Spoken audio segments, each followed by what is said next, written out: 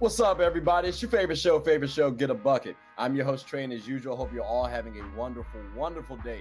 And as you can see, we got my man, Dev. They call him King Dev, but apparently he gets that on the basketball court. He ain't seen Get a Bucket yet, though. So I ain't going to call him King Dev. I ain't going to call him King Dev until he beat me on the court. Dev, how everything with you, baby? How everything with you? Man, I'm doing good, man. I'm doing real good. I can't wait for what we got to talk about today. Big facts, man. Look, ladies and gentlemen, it's called Get a Bucket. We do talk about a couple of sports, though, outside of basketball, but best believe we will be talking about hoops. But before we do that, Dev, I got to realize and I got to recognize that Thanksgiving's around the corner. So I got to ask you, bro, what are you thankful for? What are you thankful for? Man, I'm grateful for a lot of things. Of course, my family is the first thing that comes to mind. Thankful for being alive as well. I'm grateful for my job too, working at CSC. I'm grateful for the opportunity. Grateful to see the NFL personnel that come into SoFi Stadium every day. I'm grateful for it. Grateful for it all. And yeah, that's really it. Oh, and grateful for being on this show, obviously. I appreciate that, my boy. I'm grateful for you being on the show, and anyone who's really watched or participated in the show. I appreciate y'all for all the support. Thank you first and foremost. And like you said, to family, friends, loved ones, thankful for that. I'm thankful for the good food about to have on that wonderful day, and possibly lasting a couple more. Y'all know how Thanksgiving food goes. But I just wanted to make sure we, we're able to say what we were thankful for before we go ahead and talk about sports. Now, this one's kind of new. It's kind of different. Like I said, people, we talk about basketball, but we also talk about other sports as well. So, Devin, real quick, I have something here that I want you to let me know your thoughts on. Like, how are you feeling about this? Okay, we're gonna go to football, not soccer. Although, we got that whole big tournament coming on. The World Cup is on right now, but we're talking about football, Americanized playoffs. Let me know what you think. I'm liking what I'm seeing so far. I like to see the that Chiefs and Jets game would definitely be a real tester. I would definitely tune in for that. I don't like seeing the Niners going all the way and beating the Vikings and the Eagles and then going to play the Dolphins. And I don't think the Dolphins are going to be prepared to beat the Chiefs either. So those are the only ones I'm skeptical about. I don't think the Bills are going all the way like people are saying because of the recent troubles with Josh Allen, even though they won this past Sunday.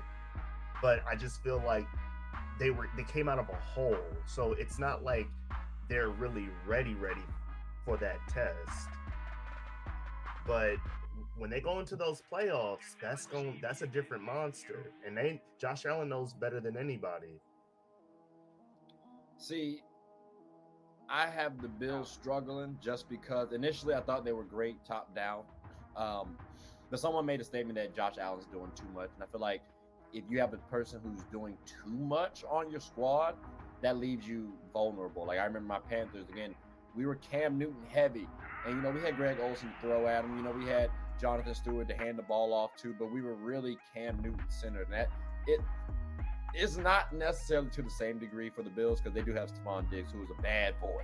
But Josh Allen's had to do a lot. So I kind of have them losing to Tua. That offense for the Miami team is very, very, very tricky. So I believe in them a lot. And they happen to go up against Pat Mahomes. Like, Cheetah's going to be motivated, right? Right. I think they have this might be their best year, maybe next year to win out. After that, I got to see how Tyreek looks after that. On the opposite side of the NFC, I hear you on you personally not liking the 49ers. They just some bad boys. I get you on Jimmy G. You might have a little trepidation there. He has a complete team around him. If he can't get it done this year, I don't think he'll ever get it done personally. So I got to put them over the Eagles, who do look a little tricky right now. The Cowboys could even beat the Eagles and get to the Super Bowl too. The Vikings, they look a little shaky, especially after yesterday. I'm just saying, I like my list personally, but I also get to you got your biasness there, so I get that. I do want to say this. I do appreciate that you still have Seattle in here because people are saying that they're going to lose out and the Rams are going to sneak in. Now, Why say that? Now I get they're the defending champions and they have every motivation to try to win out, right? But they have no Cooper Cup for the rest of the year. Ups out that stuff. And Matthew Stafford still has his bum elbow. So Yeah. you still have those qualities. Allen, he's not throwing to Allen Robinson still. And it's just not the same team as it was last year. That offensive line is probably the worst that I've seen. And I used to be a Seattle fan. That's coming from an old Seattle fan and seeing Russell Wilson run out the pocket every other play because of how bad our O-line was. But literally, this Rams offensive line has been the problem all year. He just has no time to get the ball out. And when he does, he throws it to one person that is not available anymore. Yeah. I actually thought Green Bay would sneak in before the Rams do personally. I get, like you say, I think it's just because the Super Bowl defending champs. That's why you want to put them in there. But I think the Packers might have a better shot than the Rams. The Rams don't look it this year. Like they relied heavily on their stars, and their stars have not shown up enough. So I don't believe in the Rams this year, unfortunately. Thought they might get back at the beginning of the season, but hindsight. Yeah, I honestly thought that they needed this win against the Saints this week. And I was having a conversation with a few people while I was at work yesterday, and I was saying, like, look, if they win this game, this could be the start of them reviving a little bit, especially without Cooper Kupp. If they can win without Cooper Kupp, that really says something. That's a real statement. But I mean, they gave the Saints a win, and now the Saints are back in it in the most treacherous division in the league, where the Panthers are still in contention. I don't think we are because I it's not based on the division record, right? Yeah, it is. If you win the division, you go to the playoffs. I thought they changed that. No, I was. Or I else saw we could have been first when we played the Falcons a couple weeks ago, and and y'all would have been in the playoffs if the playoffs started the next day. Yeah, like that. I'm like, I hope we don't, but it is what it is. It is what it is. That division, the Bucks really should come out of that one. If they don't, if they don't, then Brady's in trouble. Yeah, it's a lot. He might. I don't know. After the divorce, he might do another season. We'll see how it shakes out. But that's enough about the NFL. Like I said, that one was a little ad hoc. I was very surprised you were an NFL fan. I thought we were basketball heavy. So now that basketball's my first love, but basketball's my first love. But football, I love watching the game of football. That's good to hear. So you will see Devin on the show a couple more times on the NFL side. So definitely tune in for that. But we will take a quick little break, and hope you guys do enjoy these highlights that we have for. Well, actually, no. Let's just go straight on into it. Like I said, that was ad hoc, so I kind of messed up the show a little bit. But we're gonna talk about now the WNBA. As y'all see, we got to represent something slight. Absolutely. Slight. So it's only fair that we started off with the Sky. We talked about the Aces and we talked about the Sun last time, right? But now we got to talk about the runner-ups to the final. And then I also want to sneak in the two bottom teams, kind of go up like that, right? So the Chicago Sky. Well, first let me say this. Candace Parker's coming back, ladies and gentlemen. She's coming back for a 16th season. All right, so we do get to have Candace Parker back. Do you feel like the Sky are going to be the team to beat? Are they going to be able to dethrone the Aces for you? I would disagree, only because they got to worry about keeping their pieces together. I feel as though that even though Candace is coming back, she doesn't know where she's going to go still yet. She didn't announce that she was going to stay with them, and we're not going to find that out till January. So all I feel is that they got to keep their pieces together, and they got to come up with a game plan to beat every team. Because now we're going to be at 0-0. Everybody's going to be a threat. We still got to think about the people coming out the draft. They got to keep their pieces together, come up with a game plan to go for that championship next year. So here's my thing. You mentioned something about her not necessarily stating she's going to come back to the Sky. I don't see another team she's going to go to. Like, when I look at Candace Parker, again, this is her home. Like she left the team that drafted her to come here. She brought them a chip. I don't know why she leaves that team. Like you are a year out from just winning the title. So personally, when she says right now, yeah, I'm game. I kind of question, maybe will she renege on that statement as the season starts to get like inch up a little closer. But returning, I got to see her return back to the Sky. And I also think the Sky are the best team to dethrone the Aces right now. It's a couple of teams that are kind of still up and coming. I like the Liberty, the Storm. They still don't know what they're going to do. We'll talk about them later on. But I mean, as of right now, point in time, I would have to go the Sky, and I would have to put the Sky over the Sun, who took the Aces to a game 5. So that, for me, she has to come back, and this is the team that's going to beat them. Like I think they rely too much on CP sometimes. I think Courtney kind of took a step back from the season that we saw her, like when they won the championship. Quigley definitely fell off. Like I don't know what happened. The And shots probably the ankle injury that she had at the beginning of the year, definitely, because I see in her jump shot she uses her legs a lot. I hear you, right? But at the beginning of the season, we're talking about playoffs. Like something else needed to have happened. Like I can understand maybe it didn't heal all the way properly, but at a certain point in time, you need to heal. Like you need to sit down. You know your body. Let coach know. I'm pretty sure James Wade would have let the team run without Quigley for a couple games. They could have afforded to lose some games. Like they were the number 2 seed. So I don't know what I don't know specifically what they should do. If I had to say something right now,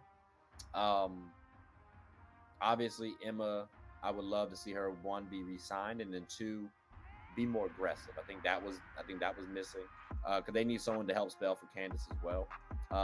Quigs, if you're not going to hoop like you did, then I think the team needs to get more defensive minded. And I forget old girl's name who's on the team, but like we were talking about her last time, and she's like was like 5'9", quick, lanky, and is a good defensive guard. And the coach, the James Wade, liked him. I liked her. He recruited her. So I need to see maybe that transition, because again, it's okay to scale back your older stars, at least in my interpretation. Like roles eventually change over time. So maybe it's time for Quigley's role to start transitioning to off the bench. I think that might not be a bad idea. Like it be okay. So maybe something like that. But I think the Sky team, again, they still have the depth, they have the confidence, they have the experience. So I would expect them to at least be able to turn it around. And Candace should be able to give them at least one more shake at a season and a title. And if they win it again, I can see her running it back. Like I don't know. Like I'm gonna be completely honest. I feel like that Candace only gets better every year. When she prepares herself in the off season, she says that's the most brutal part, is preparing herself for the season. And that's why it's like, okay, when is it time for me to stop going through this boot camp to get set up for this season? Yeah. So body for certain. Right. So it's the training that she's kind of hesitant on, but when she gets out on that court and plays, she does her magic, like she was when she was a rookie. Shoot, that's why I'm wearing this jersey. Yeah. But the preparation though is what makes her special. I know I was watching this interview with Bones Highland on JJ's podcast, and he was basically saying, he looked at Jokic's preparation, and he didn't necessarily steal it, but he made sure he found something that worked for him, because that preparation makes you that great player.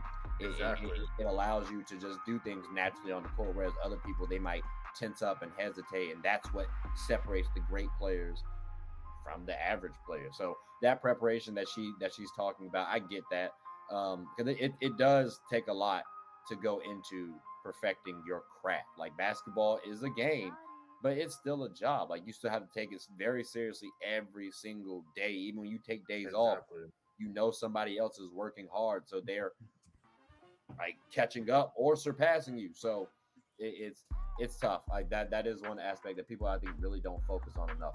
Let me ask you this: who's the best player on the Sky right now? Is it still Candace Parker, or maybe Kalia Copper is now the best player on the team? I'm gonna have to go with CP. She's the she could be the scorer, the facilitator, and she's the defensive person as well too. Mm. That's one of the reasons why they were the second seed the whole entire year, because she was able to do all of those things for them. That one player, that one person on the court is able to do all of those things. And I feel like that's very, very, very important. If you think about it, teams that have those players, both in the NBA and the WNBA, they go far. They really go far. That's one of the reasons why Washington struggled, because Elena Deladon is that player, but she couldn't stay healthy. Yeah, I was about to say health is always the biggest thing for her. Now, when I'm taking a quick little gander right at the year we won the finals, right? Now CP was giving me 19, 3, and 9 with like basically 2 steals and 2 blocks.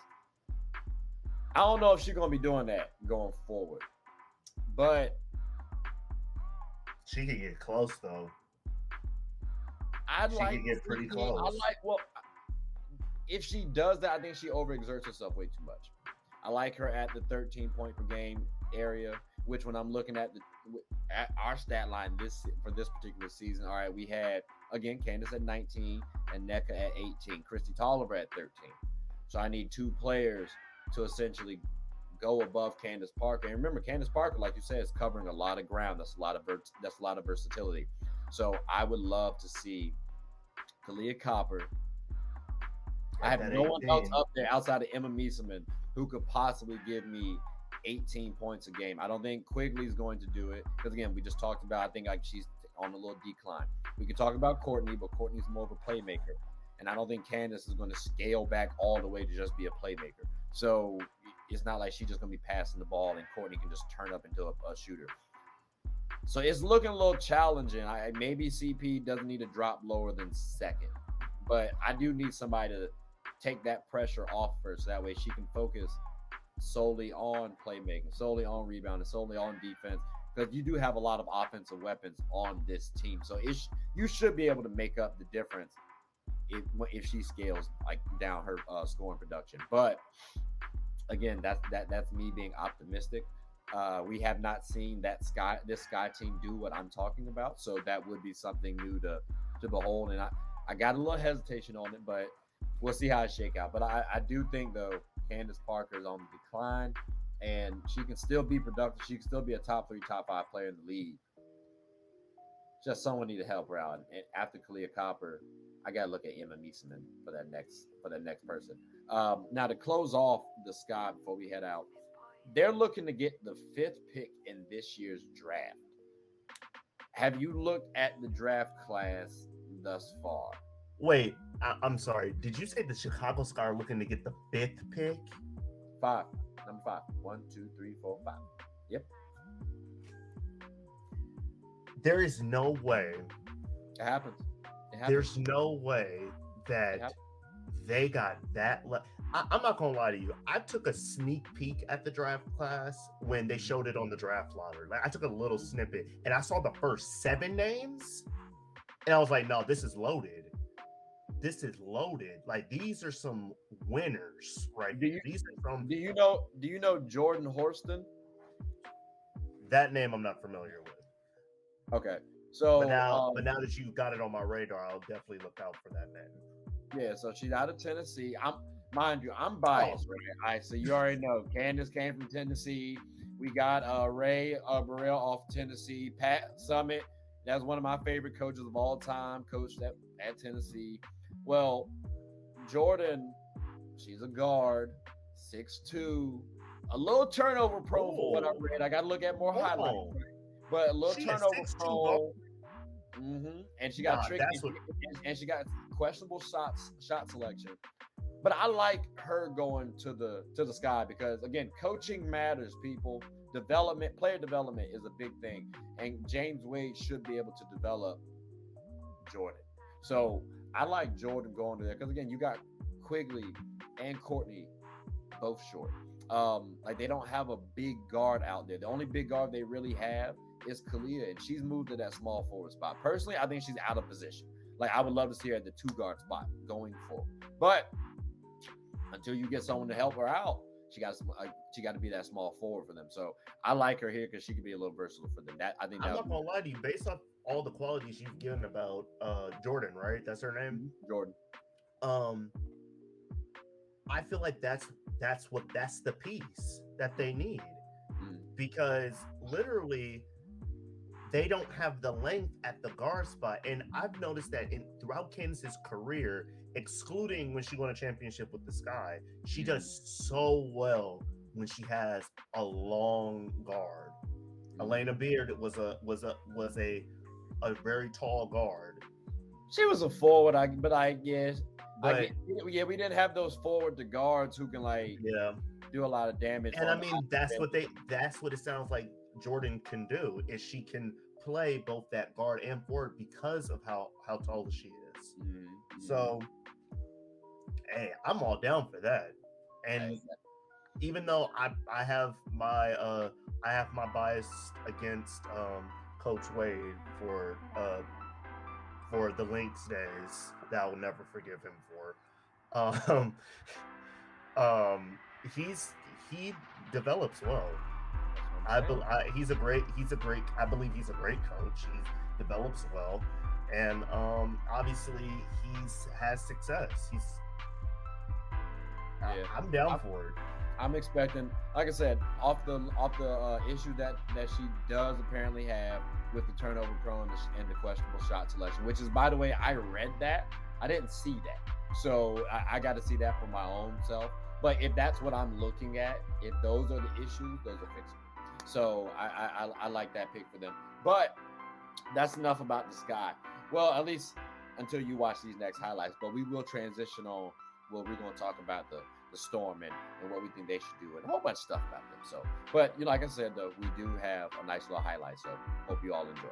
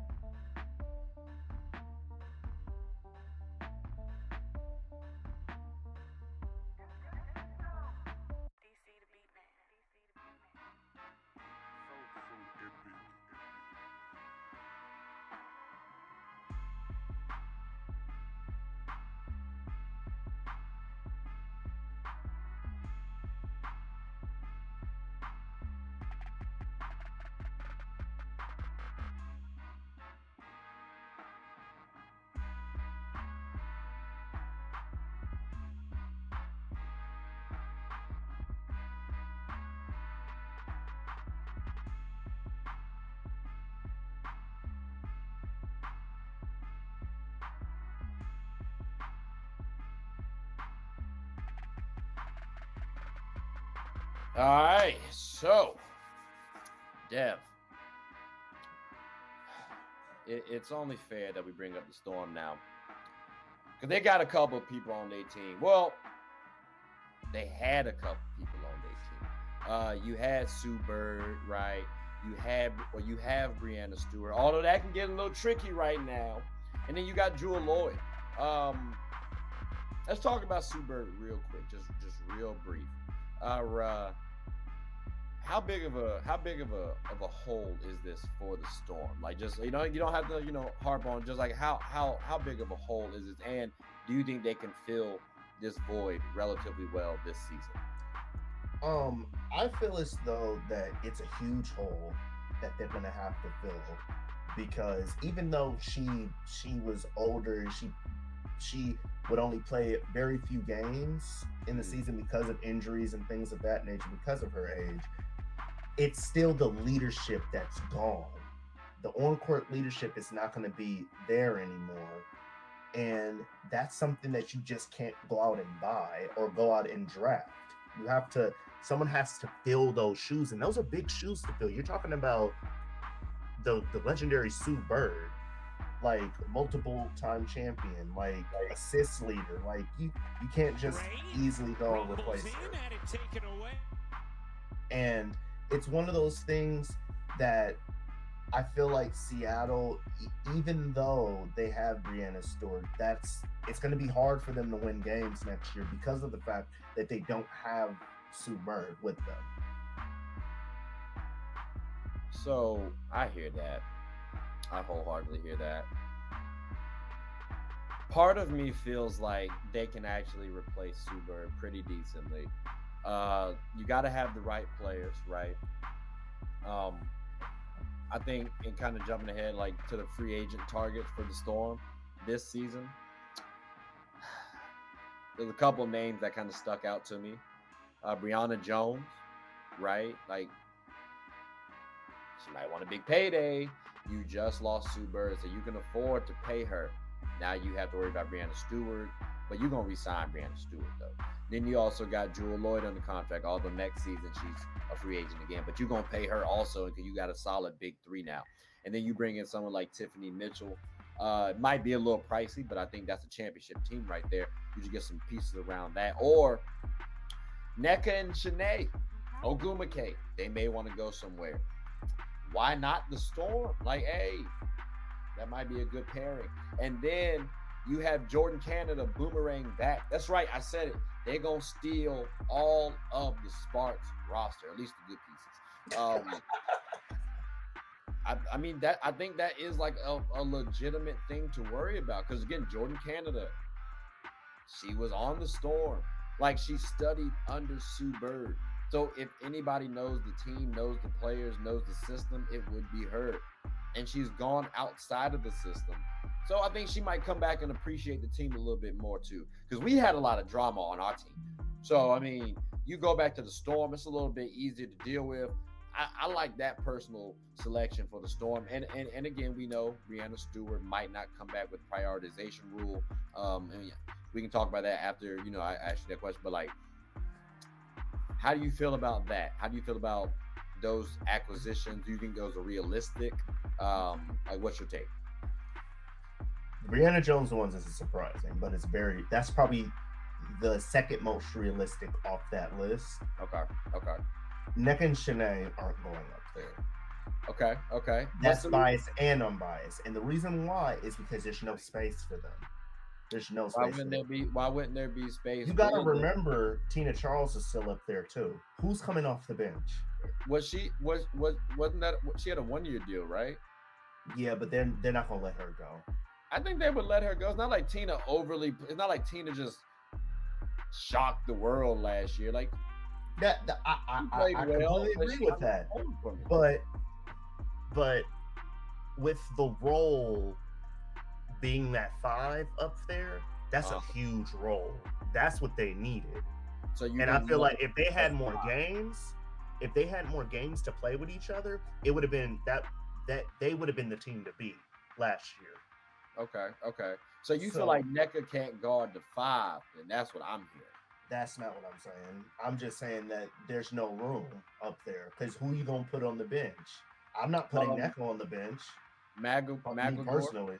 Maglagore could go on the bench, 6'6". Like she didn't seem like an overly impressive starter. She can start. Don't get me wrong, but like if I bring in someone like NECA, I'll just move her to the bench, and that's okay because now I have a starting caliber player on the bench that bolsters up that defense as well for the second unit. That's how I would look at it. But again, I'm not bringing back Tina Charles if I can get NECA and Shanae. Okay.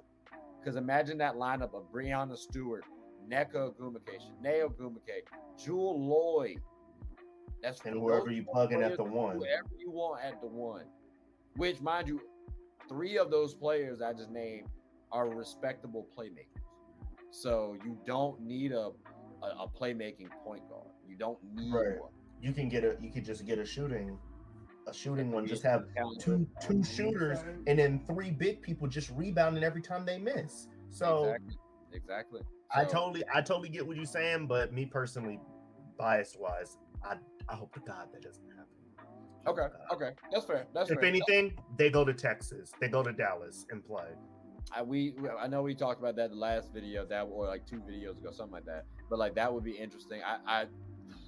It would work out if Enrique's still there, but I gotta see too because the chemistry over there seemed a little off. Personally, I know that's their home. I know they want to go back to their roots and whatnot, but I think the chemistry seemed off a little bit. Like I can't wait till the episode we talk about the Wings because I got a lot of things I would like to say about them. I mean, they could be a really good squad, but that we're gonna have to save that. We're gonna say that for them. Now, for Breanna Stewart, right? We got the prioritization rule, which, long story short, people, the WNBA just wants to make sure that their players are prioritizing the WNBA. So instead of playing overseas, you got to be at training camp. And if you're not at training camp, well, guess what? You get penalized. And if you miss training camp, well, guess what? You don't play that season. So Breanna Stewart could be in that boat. And low key, now that I think about it, a couple of WNBA players probably could be in that same boat because a lot of players play overseas and it might cut into the training camp. So how do you feel about this prioritization rule? Personally, I don't like it, but maybe you feel different. Maybe you like it. Well, I'm actually gonna agree with you that I don't like that at all. I think it hurts the game a lot. They're trying to grow and expand their viewership, but you cut a star player because they have to go and feed their family, so they have to go overseas and make money somewhere else during the off season, and that may cut into a bit of their time in the training camp. But you got to also remember, this is all about livelihood at this point. They don't make as much money as the guys in the NBA. So they have to go overseas to put food on the table, keep their lights on, keep the water running here in the most expensive country on the planet. So or some are analysts and can make money that way, like Candace Parker. But you gotta have a second job. Like that's you crazy have to think of as a WNBA player, professional basketball player. That's wild. Exactly. So I just feel like it hurts the game a lot. It hurts the player as well. And it hurts the team. Why are you punishing the team because one player's not coming to training camp? I don't think the league should have the right to do that. On that one, they're punishing the player, but they're trying. So the player knows of the prioritization rule. So if you really wanted to, you're gonna have to either choose the WNBA team or your overseas team. Like that's what it comes down to. That's what they're saying. So they're really penalizing the player, but you're all right. They are penalizing the team because of that, depending on how big the player is, like in the offense and defense of schemes. But their aim is to penalize the player, not necessarily the team. But subsequently, though, it does affect the team. Like I say, it's stupid as hell. Like I wish their CBA could change that sooner rather than later. I don't know why. I feel like that's something they snuck in there. You know what I'm saying? Because there's no way in hell that I would agree to that. If I was them, I would never agree with that. Only because of the fact that I gotta still put food on the plate. So I gotta sit here for 5-6 months and wait until the next season start with the lights off and no food on my table. Well, I mean, I'm not trying to act like they broke now, too. I mean, like compared to the NBA players, yes. But $120,000 is nothing to scoff at. Like there's just nothing. That is true, but you gotta also think about not all of them are making that much money. Well, right, but we said the average though. We said the average, but you are right though. Not all of them are making that, so they do need to. If you're going to keep this rule in place, then their money needs to go up, or like there needs to be something over here that can help compensate the money that they're missing overseas. That needs to happen because this is completely unfair. You're affecting their pockets. It's like, damn, I almost didn't want people to play overseas. Now it's like, well, if you can make more money overseas, why not just play over there? Are you right? And I feel like this too.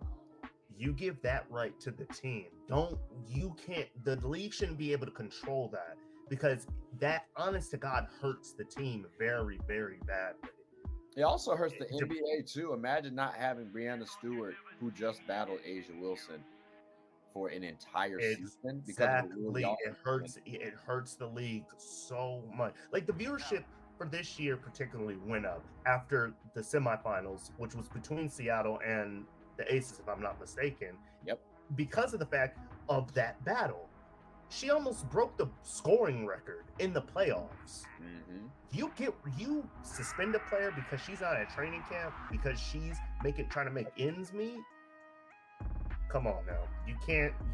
It doesn't make sense. You got to think about it up here. So I say you give the right to the teams if they would suspend the player for not coming to training camp. It's that simple. Yeah. No, I agree. Like at the end of the day, and I can get the soapbox real quick. At the end of the day, I need the WNBA really to realize what they're doing. Like, you are depriving us of players we want to see. That's like the NBA saying, hey, LeBron, hey, KD, hey, Steph. Maybe they might do this to Kyrie, but I don't think Kyrie has the same pedigree as Breanna Stewart. Like, this is one of the best players in the game, if not the best. Like, there's a strong debate, and you mean to tell me she can't play because she's missing training camp? Like, essentially, we're talking about practice. Not a game. We're talking about practice. Talking about practice, bro.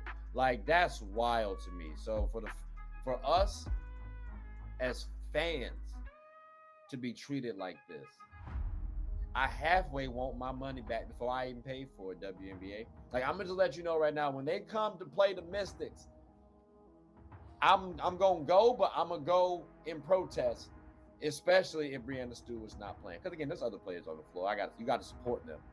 It just hurts us to not see them playing the game. So, but I do have another question for you, right? Because we mentioned the Sky earlier got the 5th pick, and well, the Storm got the 3rd pick. Nah, I'm playing. They got the 9th pick. But how crazy? I was about to say, bro. How crazy would that have been, bro? Because you know what? When I heard 3rd pick, I thought Haley Jones, perfect replacement. Oh, that would be easy. That'd be easy. What? Easy call. Actually, whole time she might go 2nd, so maybe you don't get Haley. But is there anyone? Because I don't have anyone at 9th right now that sticks out to me. Just because I feel like 1 through 3 isn't really going to change. You know. Yeah. Everything else will change. So like that's the reason why I said 5, because I was like, all right, well that fit works. But I don't have anybody at the 9th spot. How about yourself? I'm just curious.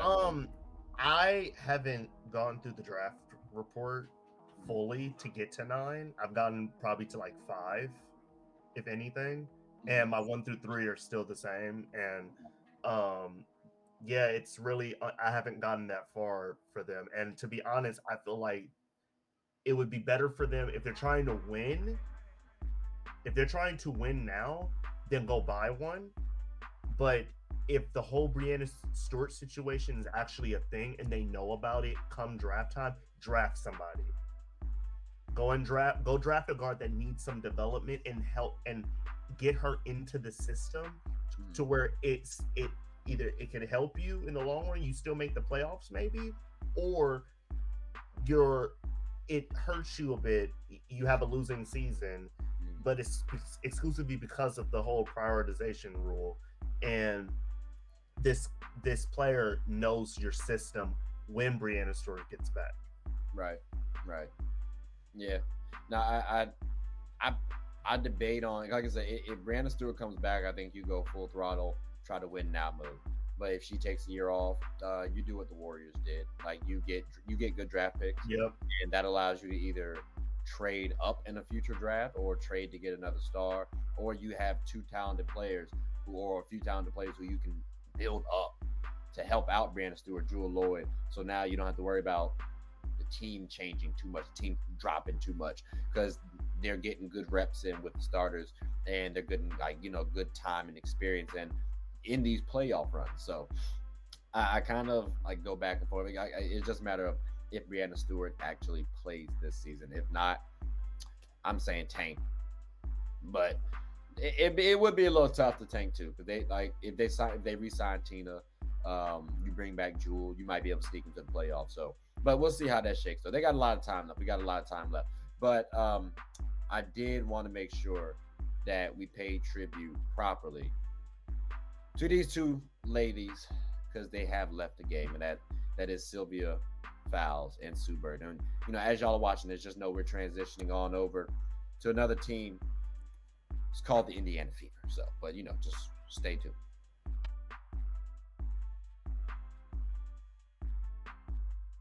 Fourth playoff spot, which means they would host Washington away. Sill, double team.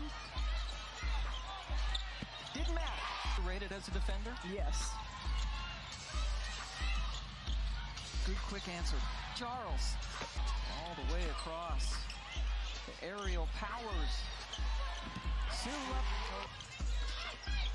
Trying to get it inside to Fowles. Ball taken away. Head on a swivel. Bird gets it to Stewie, who... This is a team that takes an awful lot of threes. A third of their points coming from outside. Only New Charles. Just Shepard wearing a mask. Broke her nose earlier this season. January also playing in her final season. Finds Charles. They're getting him on the offense. Lloyd, nice bounce pass to Charles, and then Sylvia Fowles delights the crowd with that or their ticket buying if they're in one of the markets. Sill. A favorable matchup against Carlton. Talented. Fowles working on Stewie, goes with the left hand. Drop in the bucket of all the things that Sylvia Fowles has done in this league. Count it for Charles. It's a piece, pardon me, with 19 and 16 respectively. Here's Sue again. Gets her first points of the game on her patented pull-up. When they get going on Wednesday, Lindsay Allen, Fowles working hard. On something that Sylvia has been interested in since she was young. Phantom passed up the three to drive. Sylvia turns, shoots over Stewart. Stewie, great catch, doubled quickly. January left open. That's her second three of the game. Powers.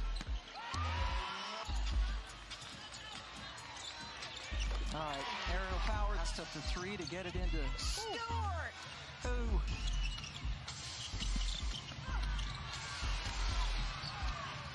Etiquette to the Minnesota game. Here is Steph Talbot. They should.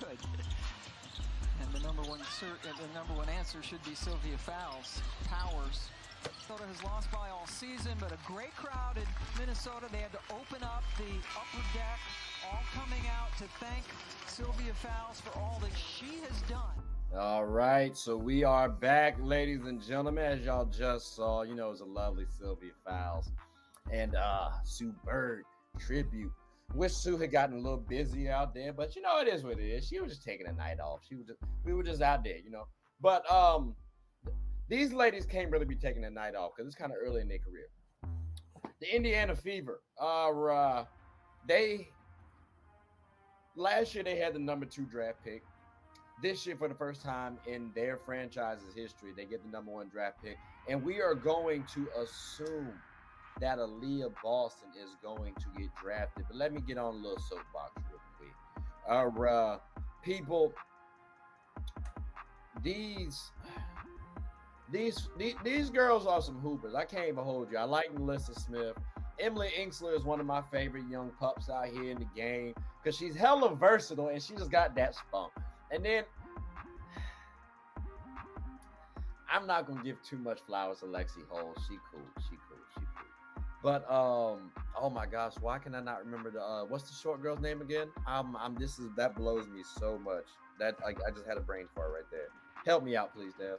I'm coming to your rescue. I don't know their roster too well, but I'm looking it up. It was the rookie that they just drafted.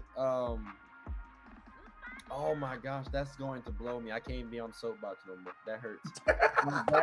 that hurts, bro. Cause like, dog, she's such a buck again. I don't know why oh my god, I'm so pissed. You remember the number? Hold on.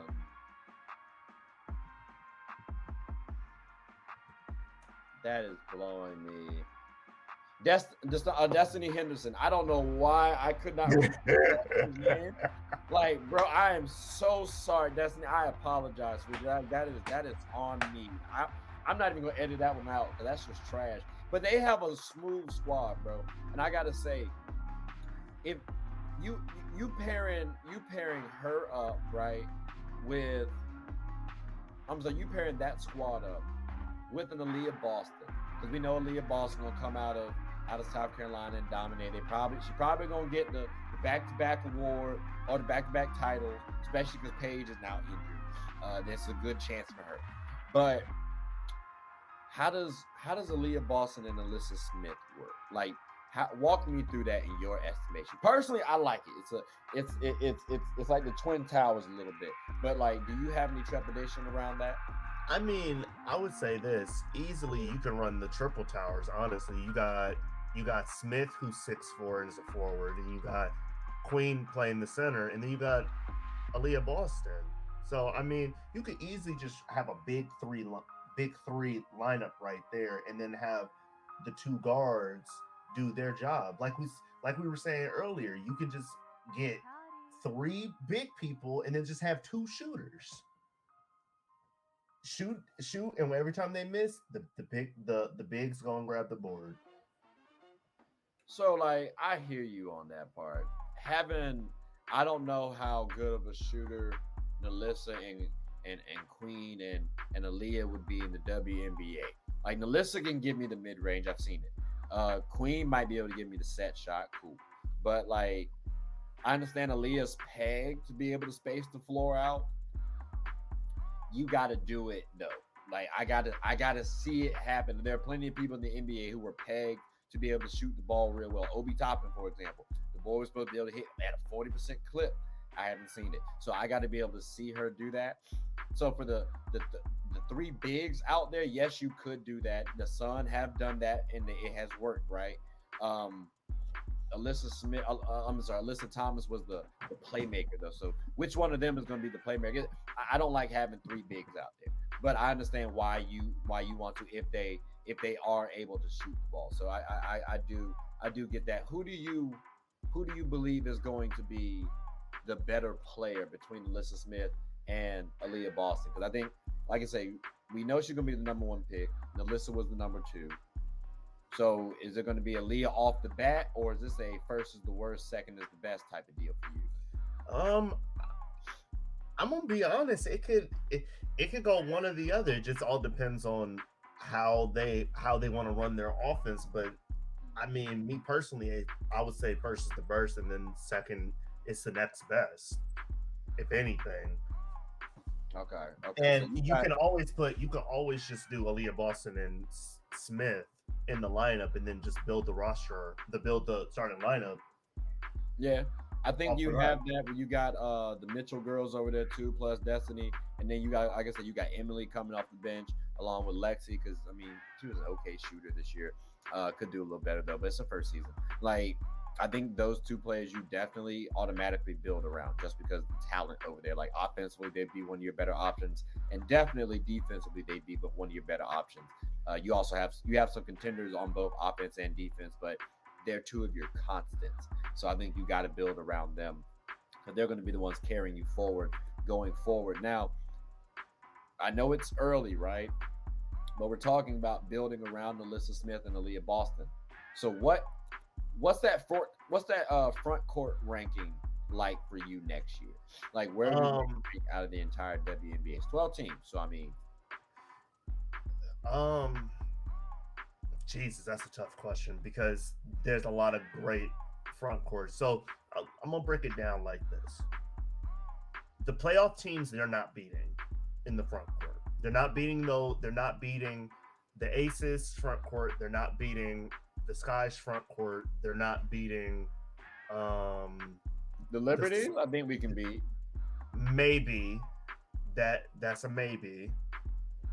Because they always have to plug somebody in. They would have to plug somebody in. Aces, Skies, Sun. All right, I can understand that.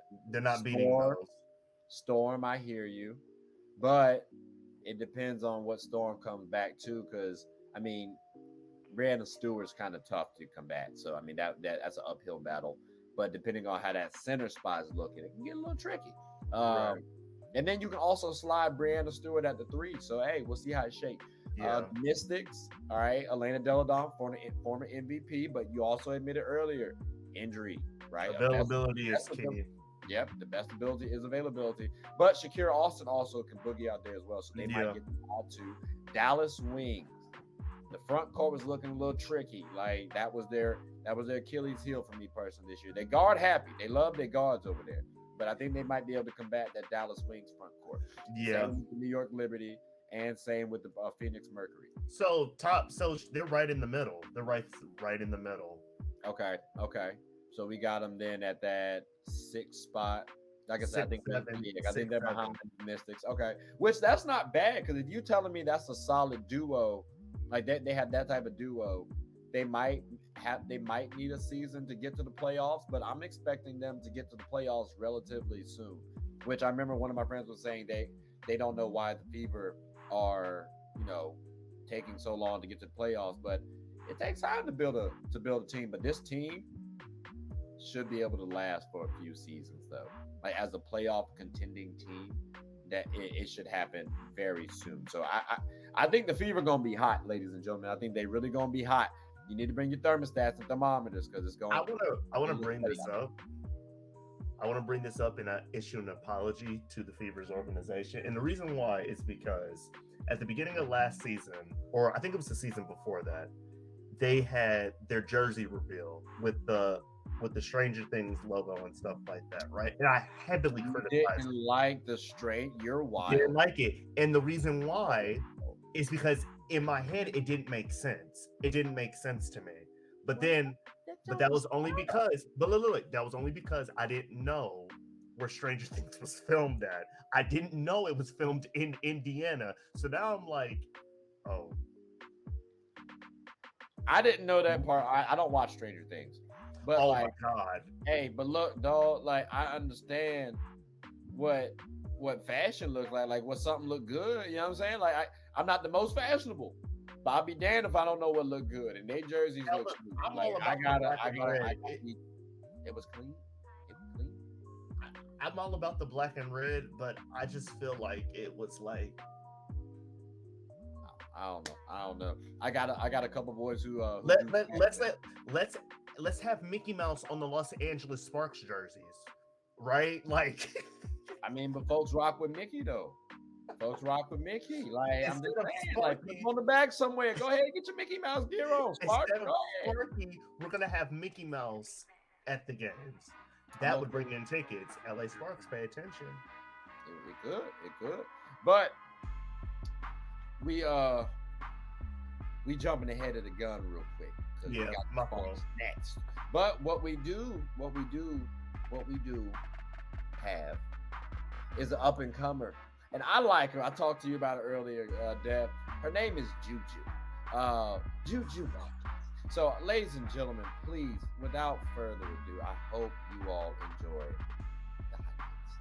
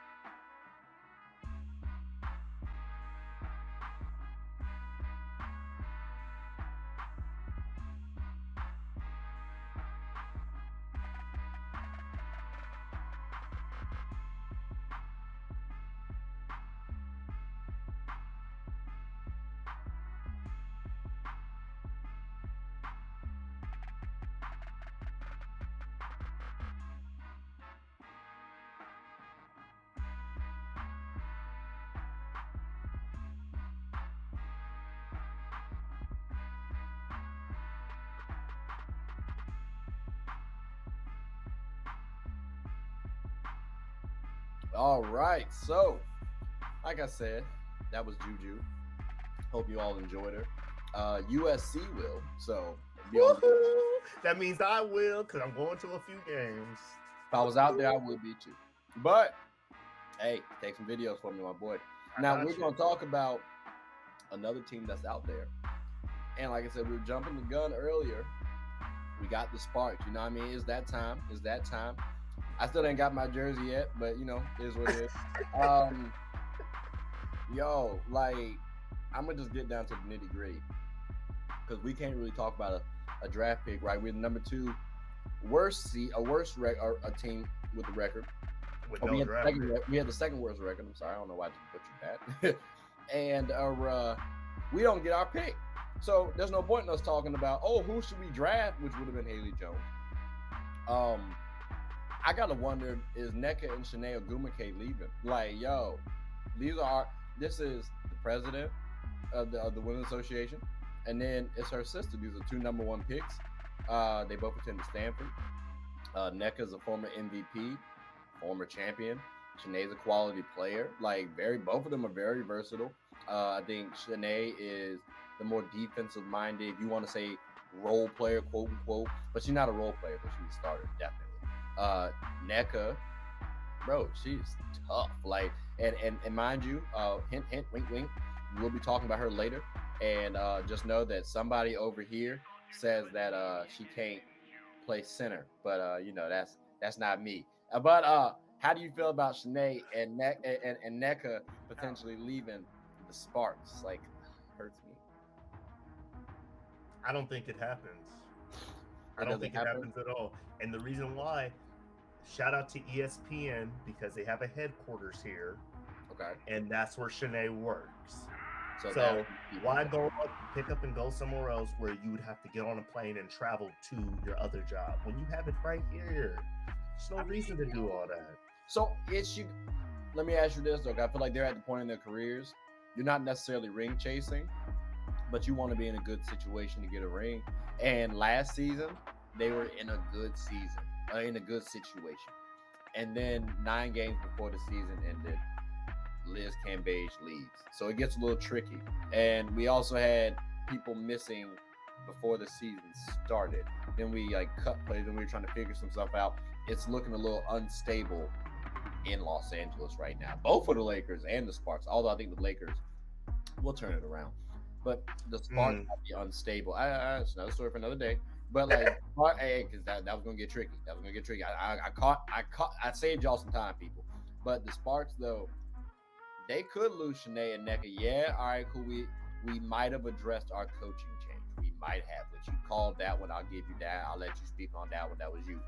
But I don't know, champ. Like, when I'm looking, like I said, when I'm looking at Chiney and Nneka, they may want to go to the Storm, like I said earlier. Maybe they want to go to Dallas, like you said. Like, there's a bunch of places that they could go. Number 1 and these are WNBA quality opening players on night our team. is Like, here in where Chicago. would you want, outside of the Sparks, obviously, where would you want to see them go?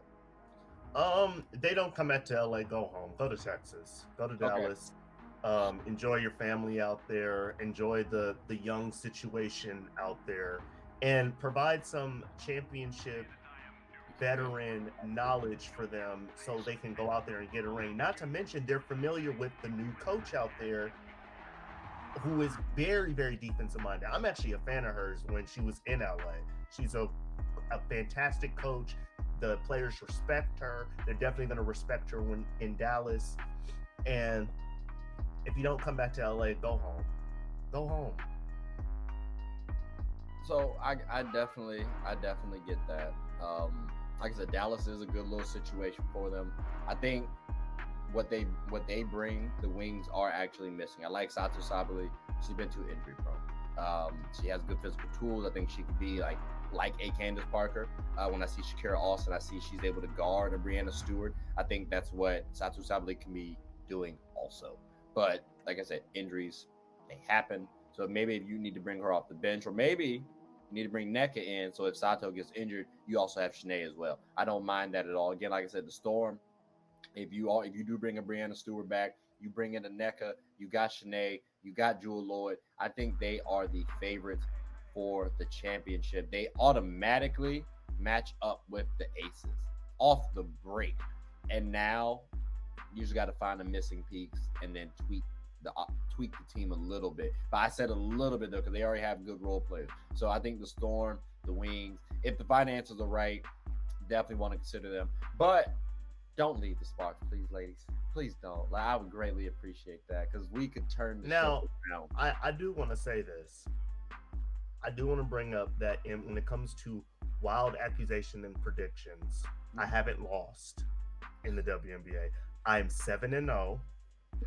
I predicted Shanae coming to LA. I predicted Chrissy coming That's back not a to big LA. prediction. Like that, it was big. It was big at the time. I did it the year before it happened. I said next year she's coming to LA.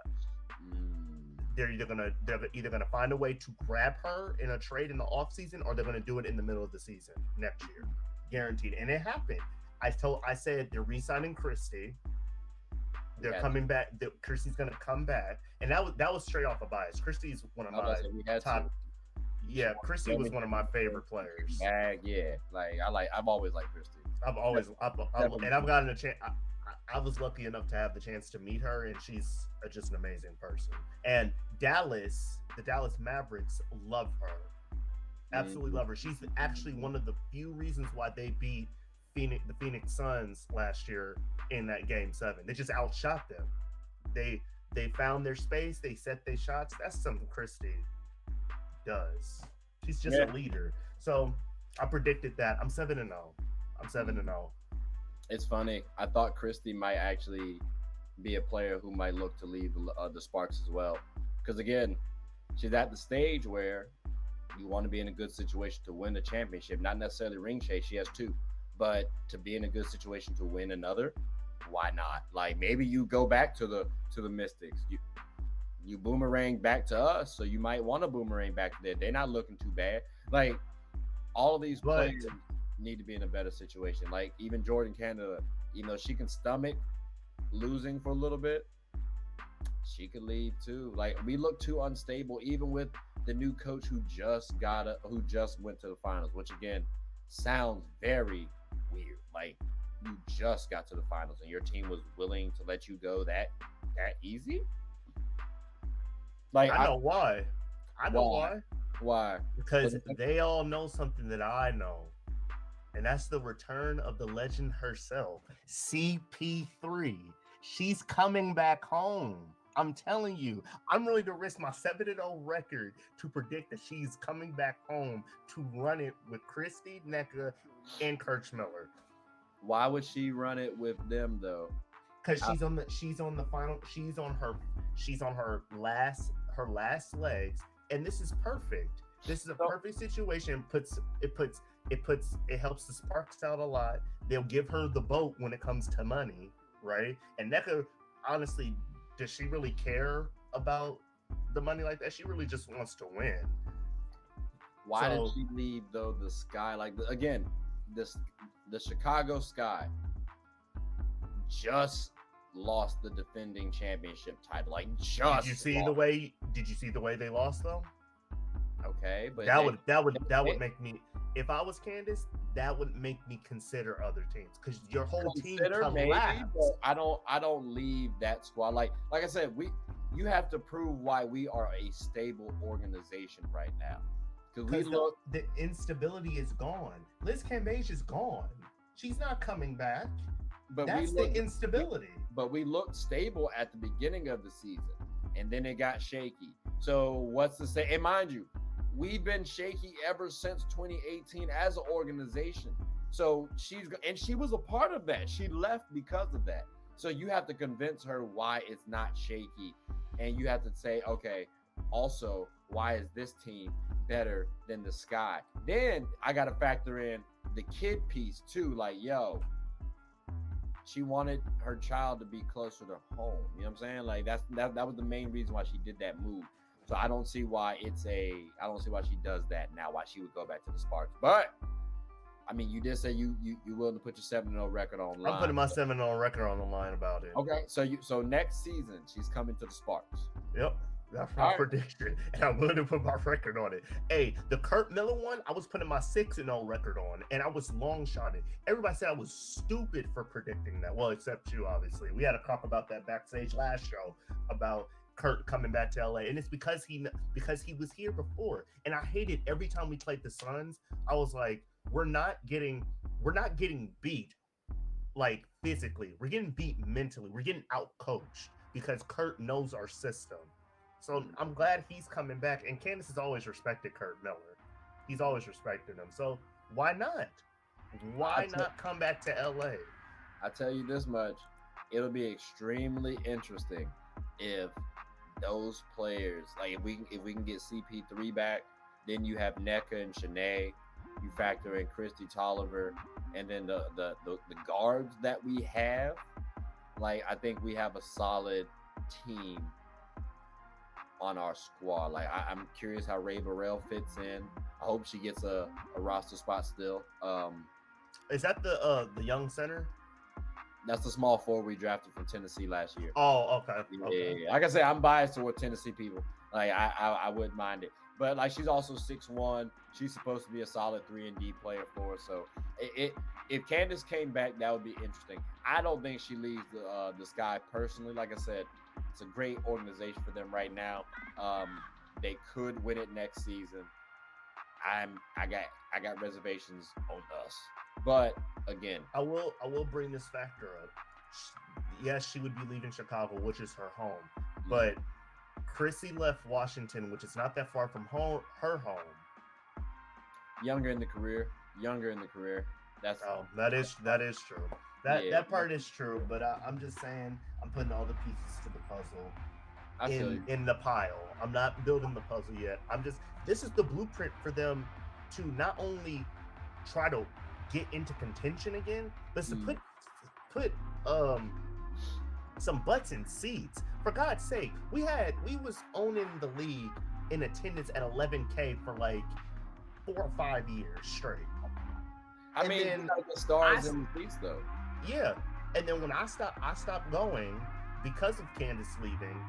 And then last year, one of my friends went. I looked at their story. It was dead space. It looked like a Pee-wee game. You could put a high school team, 2 of the most popular high school teams, and you can get 10K in there before a Sparks game. And it was crazy. It was crazy to me. I was devastated. So I was like, they got to find a way. They got to find a way to get some butts and seats in there. Well, like I said, stars bring people to the seats, and I think if you bring in someone like a Breanna Jones, like, people loved Liz Cambage. Like, I know every guy I talked to was like, oh yeah, Liz Cambage, cool, got you. So now it makes the Sparks more attractive. Well, if you bring in Breanna Jones, that 6th Woman of the Year, was also on the same team Kurt was just coaching. I'm sure he knows how to unlock her game. And now you have that pairing with NECA and Shanae. Like, that might be able to shake out. I don't know if that wins you a title, but it's another star that you're bringing onto the team. So you're giving the hope to the LA Sparks fans, hey, we might be able to make something work out. So I mean, if you brought back CP3, I think that would give back the most hope, just because of like the nostalgic feeling that we have. But I feel like that's You'll shot. see me back in there. Trust me on that. You'll see So, me back in there. oh, I mean, if I think if they play, I might try to go to like a Sparks game legitimately, because that might be the last time she hoops. Right, because Like if my prediction is wrong and she doesn't return this year, and she signs a 2-year and then it's debating it again, if she comes down to a debate and it's not final, she's coming back to LA. I'm gonna say she's coming back to LA before her career is done for one last hoorah. She would have to drive. The sky would have to fall off some type of serious like that. And I thought, in my opinion, this was the fall off. The way they lost in the playoffs that last game. That's interesting. Because I've always said this. We might have to analyze the last game to see, because I want to see from your vantage point why you feel like it was so catastrophic that she will lose. Like, again, they were defending champions. So like you came pretty damn close to going back to the finals, and you would have had a good shot against the Aces. So like I want to see why you feel as though it's so catastrophic. And I got to get some other people on too, because like I want to see how they think about it. Yeah, maybe other people don't like it. Yeah, definitely we need to go and look back at that game, and it's really mostly in the third and fourth quarter that I remember precisely, because they just broke down. I felt like they down. Did you feel like it was fatigue or broke down? I feel like I feel like it was like they broke down. Because to be honest, me personally I've played basketball. It's one thing to be up 20 and give it up, and it's something else to be down 30 the whole game. You know what I'm saying? It's like they just broke down, because it's like they had their foot on the Tigers' throat, and then they lifted it up right when it was about to die, and it got that second win, and it started biting them. You know what I'm saying? It's not, you can't really do that. And as a leader that Candace is, that's frustrating. That is so frustrating, to be that close and to be up that much and just to lose all of it. I get that. I just saw it as, in the first round, mind you, you're getting the best from everybody because you're the defending champion, and you go up against a hungry New York Liberty team who, remember, last playoffs they almost beat the Mercury, who went up against the Sky in the finals. So it's like they're no slouch. And then they win game one. So now you got to battle back and exert a lot of energy that you probably should have reserved. And now you got to go up against a tough ass Suns team. Like, it just seemed like they just had fatigue hit. And that's why I said I think Kalia Copper needs to be their best player next season. Because now that takes the pressure off of Candace, that allows her to, scale back a little bit. So, damn, my boy, you got dark as hell. Oh, yeah, my bad. Look.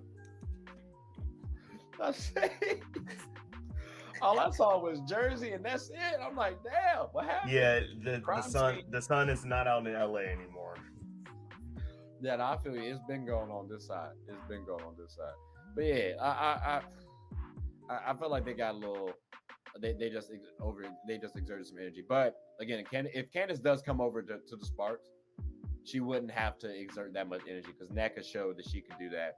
I do think maybe a second scoring option might have to be for Candace, but depending on what guards we get back, she might not have to be. But our guards were also a little inconsistent too. But maybe a little Jokic type of play from her, just not as dominant on the scoring tip. That's why I look for. Yeah, she just has to give us 50%. I would say 50%, and this rely on everybody else to give us some more to reach that 100%. 50 is a little low. I might have to go 75 because we still got you. I was originally going to say 75, but I was thinking like her age and her mobility, like it's not the same as she was when she was a rookie. It's not the same, but you step on the floor, I'm expecting you to be able to hoop. So I don't want her to become Sue Bird, where she's only playing 18 games. That's fair. That's fair. I want her to play. I want her to try to get like 32, 30, 28. You know what I'm saying? Get most of the season in, and then when we have those back-to-back, you can rest, definitely. I got you. Well, y'all heard it here first. He thinks Candace Parker's going to come back. I say no, but I hope I'm wrong. So, but let's tune in though, and because we got a couple would you rather's, so I think you guys will like that. But for right now, hope you all enjoy this next one. It's 3 players, right? It's 3 players that we all know and love.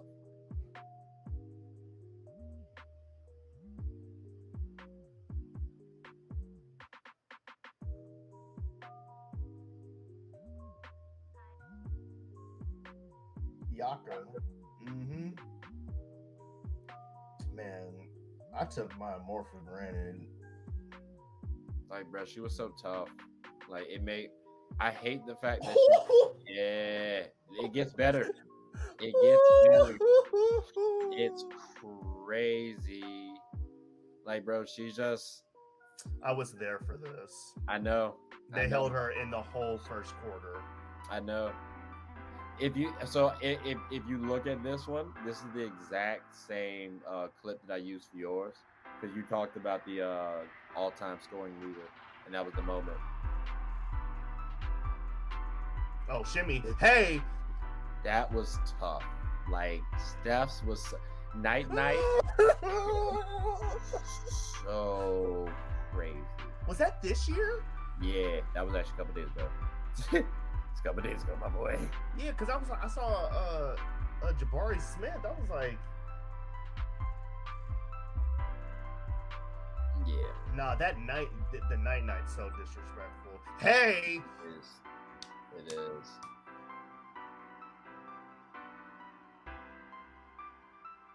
No, I remember in the finals, Maya Moore hit like 9 straight points. I was like, she's like the definition of a broken basketball player. She's broken and there's no nerfing her. Yeah, she was like Elena Beard, one of the best defenders I've ever seen in this league. Couldn't like dang. He missed this highlight. So you know what's funny? My homeboy, he looks just like Wiggins, and they got the same birthday. That's funny. You definitely he looks exactly like Wiggins. It's so funny. You should like play him 1-on-1. Nope, not doing it because he plays like someone from the East Coast. What you mean? Exactly like it's on my hip. Yeah. From the block. No. Oh, I don't know. Hey, dog. I'd rather have someone shoot in my face than yo. I'd rather someone shoot in my face and give them enough space so then I know I have to step up than play it from the block when we're 0-0. Come on now, man. Like, I don't know what you mean, boss. Like 1-on-1, you got to play from wherever. Like on the block, shooting face, it don't matter. Like you got to be able to play. I'm drawing fouls then. And you got to start at the top of the key. Like everybody gonna draw fouls. It's cool. Like I'm just saying, that's crazy. That's who says I can't shoot from the top of the foul. You said what? Who says I can't shoot from out there though? I mean, if you got a ratty like that, that's cool. But you got to prove that one, and then after that's the case, like coach just gonna make you drive, and then you got to prove that you can dribble the ball. So I mean. It's a whole bunch of stuff you got to do on the basketball court. That's a whole bunch of stuff you got to do on the basketball court. Like I'm telling y'all, folks, look, we're gonna have to do a basketball game between Devin and myself because I already can tell. I'm gonna go ahead and give old boy a couple buckets. I already can tell. Like just stretch real quick. Look at that. I'm ready. Easy. Matter of fact, when we do it, I'll even put a poll and be like, "Would you rather?" Like that's what we're doing, ladies and gentlemen. So. On this segment, all we do is give them a topic, right? So I give them a couple players, maybe a couple of teams, and be like, yo, who would you rather have? Like, who would you rather see as the winner? Who do you believe is gonna be the winner? So that's kind of how we go with this segment. So, Devin, are you ready? Yes, sir. Bet. Real quick, remember when I said those highlights, right? Y'all saw Maya Moore. You saw Diana Taurasi. He don't like it that much. It is what it is. And you saw my man Steph Curry. Well, these people actually remind me of them low-key. You got AZ Fudd, Paige Becker, and Caitlin Clark. AZ is kind of like Maya, and then Paige is like DT, and I say Caitlin Clark is like Steph Curry. Who would you rather have for your team personally, and why? Well, I mean, if we're doing those type of comparisons, I'm taking Miss AZ Fudd. Now, I've seen her tape. I've seen Miss Paige's tapes. I haven't seen a lot of Caitlin Clark, but AZ Fudd. If she's the next coming of Miss Maya Moore, who I deeply miss, I promise to God, I'll go back in time and apologize to you every time I booed you when you came into Staples, because you was absolutely amazing. You was a gift from God. But I'm taking Miss AZ Fudd. Okay. So you taking AZ? I gotta say, like I said, the comparisons, right? Let me get on my soapbox real quick. I'm gonna get the people just due, but the comparison that we drew up again, Maya Moore, you see her, you love her, you got what? Bro, I just want y'all to watch it real quick. That's cash. Then you got Steph. All right, cool. Andrew Wiggins, highlight. That's fine. But Steph gets it back and then hits it. These are the caliber play. And then look at just DT, just casual. And that's against a Sun team, which is a quality defender. Not to mention, that's the NBA line that she was shooting from too. Mm-hmm, very deep. And when I look at, and let's go down again, AZ Fudd to Maya Moore. They got similar size, they got similar girth, and they both can shoot the ball very well out of this world. I'm so happy that Paige is not playing this season, because you get to see AZ in a star caliber role. Heads up, next season, UConn winning it all, barring any injuries. So you got AZ Fudd, who, like I said, Mike and Maya Moore, they got the shooting on display. You got Paige, who honestly, it's not even really the game that I even want to say is like DT, although it is very similar. But she's more of a point guard than DT is. It's the competitive nature. It's the fiery passion. That's what I love in Paige. And, of course, Chef Curry, right? I'm talking solely on the shooting tip. Caitlin Clark shoots the ball damn near from the free throw line of the opposite side of the court. So I get you on AZ.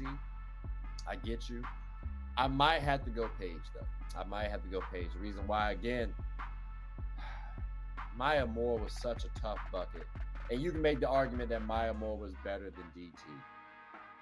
But DT gave me more Code vibes. And when I think of Code, that's my favorite player. So maybe this is a little bit biased, but I think Paige might be able to be a little bit better than AZ. Now, I think upside-wise, AZ is the better player. I think she can be the better scorer, right? But I think this is going to be like a Kelsey Plum versus a Sabrina Ionescu comparison where, all right, AZ might get more numbers than Paige.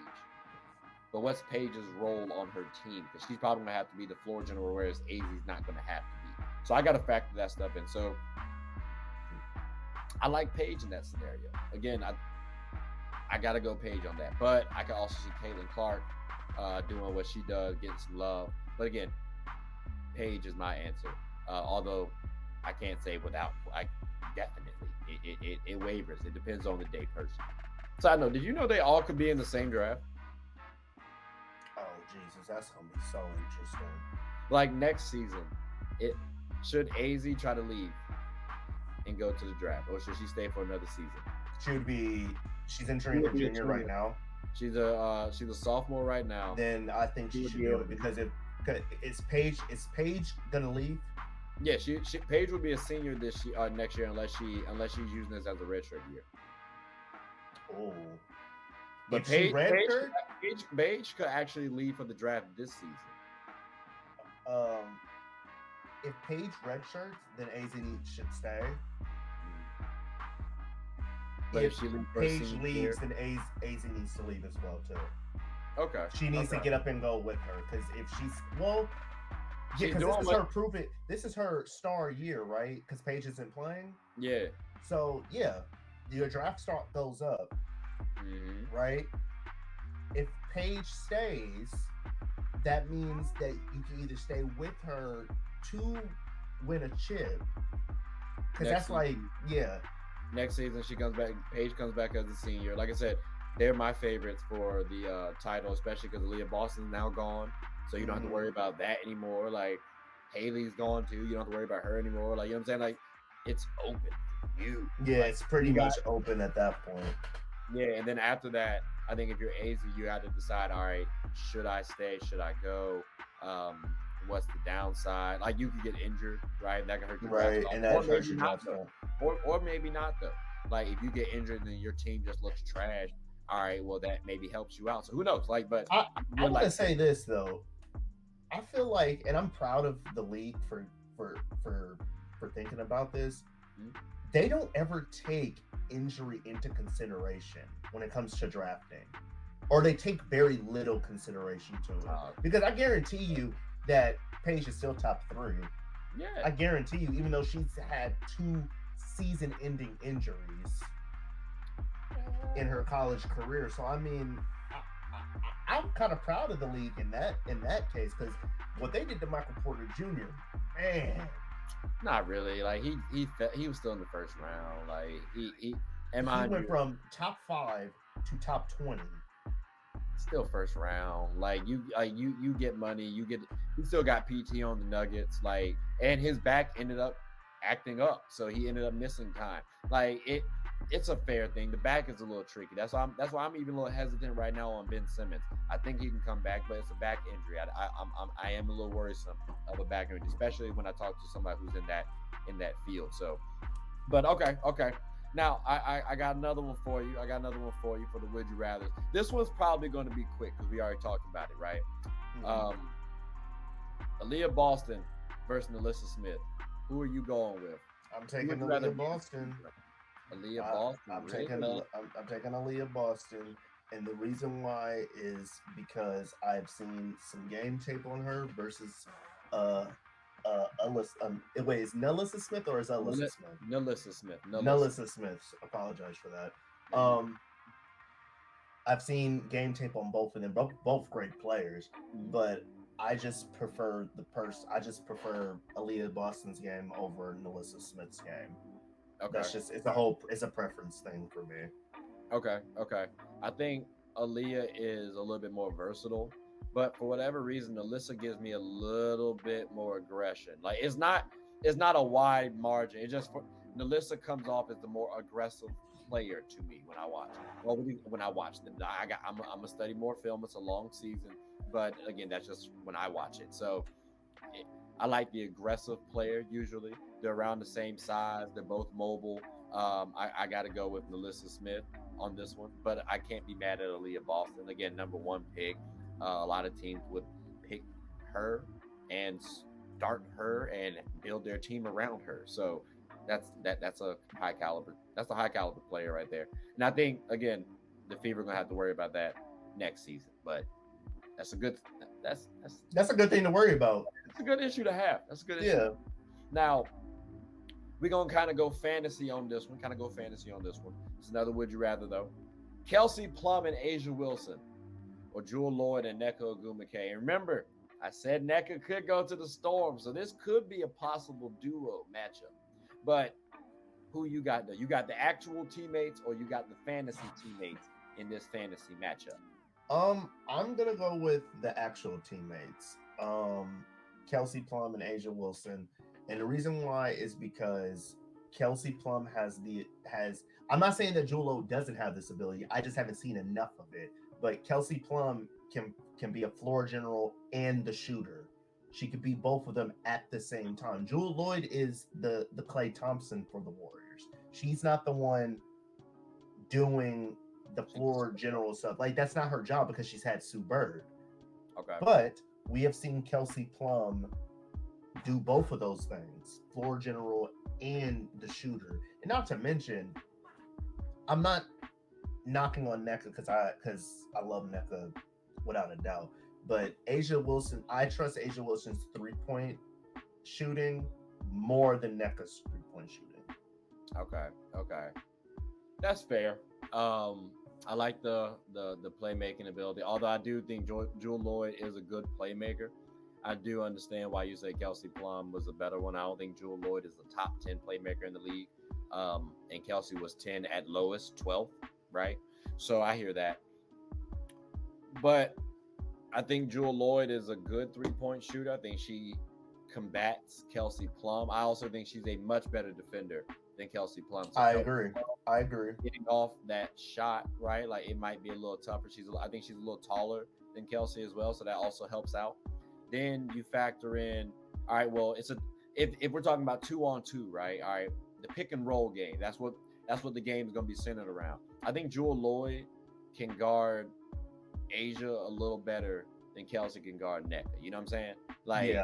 I think that, and that would happen from time to time. So now I gotta think. I get you on the Asia shooting better than Nneka, and I also, like I said, I heard you on the playmaking side.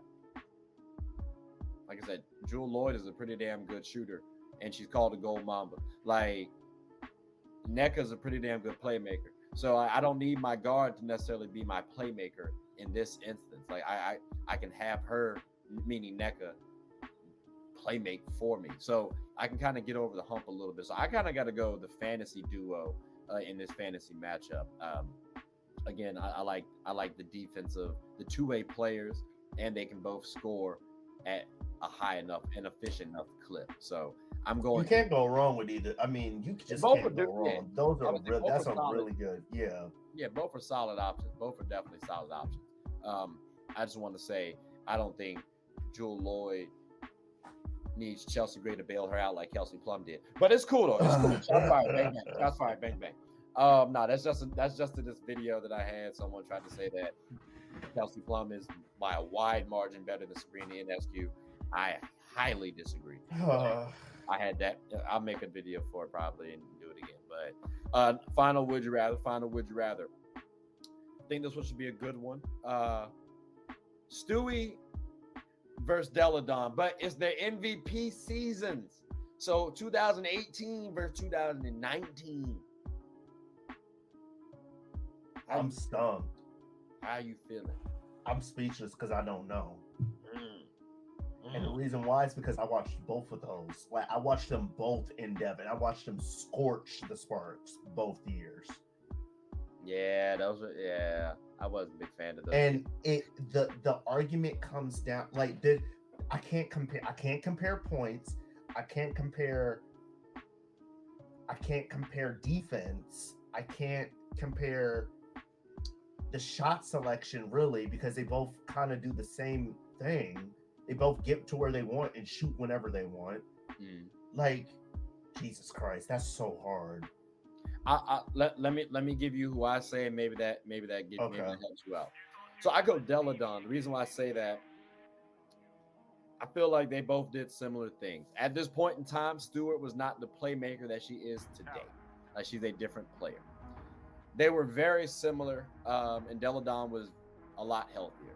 So at that point in time, Stewie's a little younger. I got to go Deladon. She's still a little. She's mobile enough. She's still mobile, but like she was very mobile back then to the point where I'm not worried about her on the defensive end like that. And then on the offensive end, I don't know if she's not the best player in the league. Like I said, when healthy, she's the best player in the league, and I got to stand by that because she's very tough to combat. So I got to go Deladon for me personally. And again, it's just because like at that point in time, she's the more dominant player. She's a little stronger. You got age to factor into. Right now, maybe you can say Breanna Stewart, but at that point in time, but even including MVPs for me, I think Deladon. But if you go Stewart, I can't be mad at you on that. How do you feel now? You kind of bailed me out because I'm gonna have to agree with you with the Deladon, because not only does the playmaking ability wasn't really there for Stewart at that point. She was really just, you know what I'm saying, automatic. Deladon had great pieces around her, and Breanna Stewart did too. So she easily could have did some playmaking as well. But Deladon did the playmaking, and I believe if I'm not mistaken, that was the year they won, right? 2019 was when they won. Yeah. Yeah. So that all that she got what she wanted. They won that year, and I'm taking to get. They did the Storm win that year? That she Yeah. won? Yeah. Oh, Both of well, these years they were MVPs and won yeah. it. See, that's why I was stumped because I automatically thought that they won their championships that year too. Mm-hmm. So yeah, that I'm gonna have to go with Deladon, but it's like 51-49, honestly. It's like Okay. it's one category. The play, if you didn't mention the playmaking, I would still be at 50-50. Okay. That's fair. And like I said, you can't be mad at either of these answers You can't. Both of these ladies are phenomenal talents. Will go down in the Hall of Fame without question. You got to ask, where will they be in the rankings, like the top 25 at minimum? Like, and I think I'm gonna say when Stewart ends, she's gonna end up being top 10 for sure, because she still has a long road to go. She got a lot more time left. Or she has some time left. And depending on how the Storm shake out, she could rattle off some more championships. But the league is getting younger, it's getting better. So, she may want to get on the good foot. But right. She does have 2 chips. She got mistaken? Yeah, two. She might have 3. I'm not sure, because she did win into. She won in 2020 in the bubble. Yeah, so it was 2018 and then 2020. Yep. Yeah, so then she has an MVP. So I mean, that ain't nothing to scoff at. She wins, like, let's say she rattles off 2 more chips. That's 4 right there. That's and then horrible. she might snag another MVP because again, she's playing complete basketball. But if Deladon's healthy too, she could get a championship as well, because we can't forget the Mystics. Those games were a lot closer than the way they seem. So if she's healthy, Shakira gets a little season under her belt, we might have something to shake out there. So I mean, the Mystics and the Storm could very well be. Honestly, this could be the finals for next season too, depending on how they come back. So I mean, like, that's a realistic possibility. So, but those were, like I said, 2 good options. Can't be mad at either of those. But Devin, I greatly appreciate you for your time, boss. That concludes the show. Do you have anything you want to say to the folks before we close out? Hey, just shout out to Get a Bucket for bringing me onto the show as usual. You know what I'm saying? And also make sure y'all check out my YouTube channel, King Dev, just like my name. It has my nice, beautiful face on it on YouTube. Check it out. We're gonna get some content out for y'all real soon. And yeah, that's really it, man. Bad. Hey, side note before we close off. Did I tell you someone said we look alike? No. But I think I told you that you look like my uncle. So, because like I had some, like my friend told me, she was like, "Oh, y'all look just alike. Like y'all could be twins or cousins." I'm like, I missed that memo. Like, now all black people look alike, champ. I don't know what to tell you, but look, if you get some LA sun on you and you get to my shirt, maybe we'll look like. I got hit the tanning booth. I got you. Go to the doctor. I got you. It's the light. That's hitting. Yeah. Right now, so that's what it is. I might get. Let me see. Nah, never mind. We're not gonna do that. So, man. All right, y'all. Well, Devin, like I said, I greatly appreciate it, boss. We're gonna do it again next time. We got 4 new teams to talk about. We're gonna go down the whole list, and then before the WNBA season starts. So definitely stay tuned. Devin, like I said, I appreciate it, and we'll do this again. So absolutely. Hope you all enjoy it. Happy Thanksgiving, happy holidays, and take care.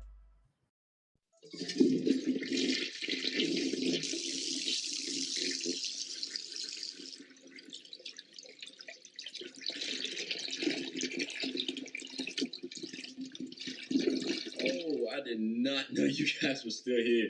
As you can see, we're at the back end of the show. No pun intended, but look, hope you all enjoyed it. And before you go, please subscribe to the YouTube channel, follow the IG account, share the content to anybody who's anybody. And most importantly, leave your thoughts and comments below. But I got to go back and play Buddy in 2K, so let me unmute him real quick. Excuse me.